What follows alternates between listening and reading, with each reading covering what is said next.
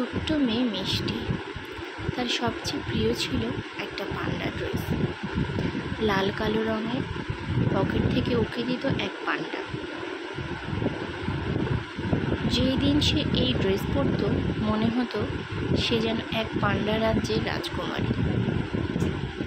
সবাই তাকিয়ে বলতো, এই যে এলো আমাদের ছোট্ট পান্ডা রানী।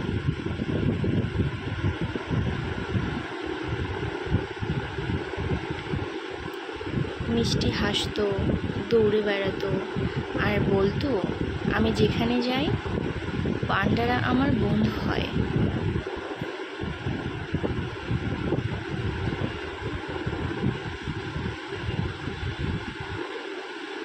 সে এই পান্ডা ড্রেসটি পরে খুবই খুশি হতো।